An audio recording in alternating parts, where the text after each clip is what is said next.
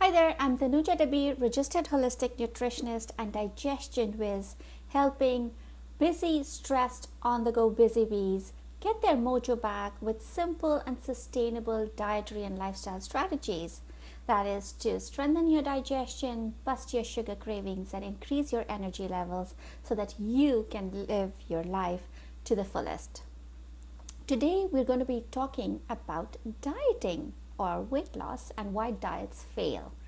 Now, I'm sure you must have tried different diets at some point or the other, right? And you might have even lost weight, but were you able to keep the weight off? That is my first question to you.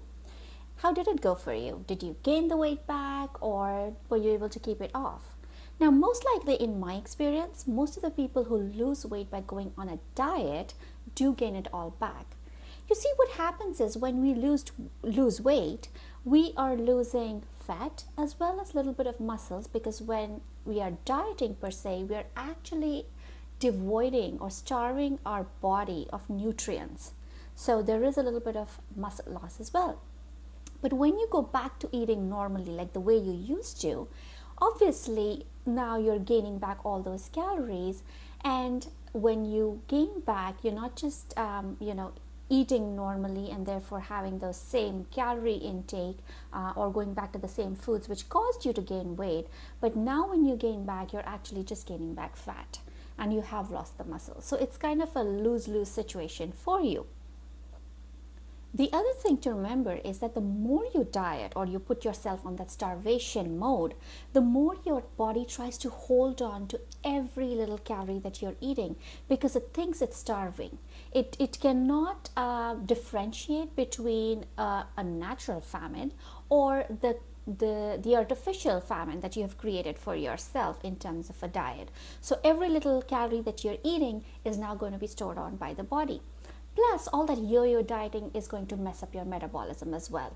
So, and once you have a slower metabolism, then whatever you do eat is also not going to be utilized properly, and you will be, putting on more weight as a result of that. So then what's the solution? How can you lose weight and eat properly so that you're not starving yourself? There are a couple of tricks that I wanted to share with you today, and one of them being, try to reduce your intake of food very slowly and eating to the point where you are just about full. So you still have that little bit space in your stomach where you can eat a little bit more, but you're not filling yourself or overfilling yourself rather, I should say. Right? And that way you're still eating properly, you are not depriving yourself, but you're still stopping at the right point where it's leaving enough energy for your digestion to break down the foods and do its work. The second thing that you need to do is to figure out the root cause of your weight gain. So it could be in stress, it could be lack of sleep, it could be hormonal imbalance, which is also caused by lack of sleep and stress. It could be blood sugar imbalances or, other metabolic disorders or dysfunction. So even sometimes food sensitivities. So you have to be very careful because sometimes we eat foods that we are sensitive to, and that will also cause weight gain. So addressing these root causes will also help. So stage 1 and 2, they sort of go hand in hand. Just going on a diet per se is never helpful. But what are some of the things that you can do to start right away? I mean, addressing imbalances is not something probably you could do by yourself. You'll have to see a healthcare specialist in order to do that, or talk to a nutritionist like myself, which is what I help my clients to do. But daily things that you can start incorporating in your life right away would be, one is to never ever skip breakfast.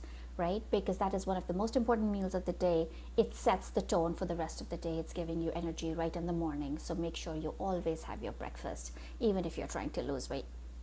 Then secondly, at each meal, make sure you're having enough of protein, enough of fat. Fat will not make you fat if you're having the right kinds of fat. And also non-starchy, low carb vegetables or other carbs or grains. So having a balanced meal is definitely important because protein and fat, they satiate you more and they slow down the release of sugars from the carbs, and therefore your blood sugar levels are also quite balanced.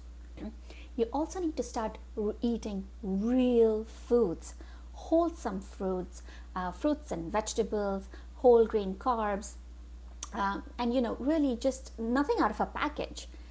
That is really the key, that you need to start eating real food.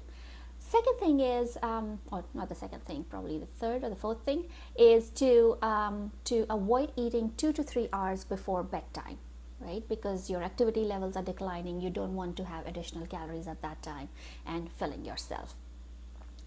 The most important thing also to remember is to create a meal plan for yourself. Prepare yourself for the coming week, right? Figure out what you're going to eat for lunch, dinner, breakfast, what snacks are you going to have, and that way you can identify if there are certain items that are missing from your meal, and therefore you can balance those out. And once you're more prepared, you are less likely to put yourself at the risk of going and grabbing something on the go, which might be unhealthy and which might be sabotaging your weight loss goals.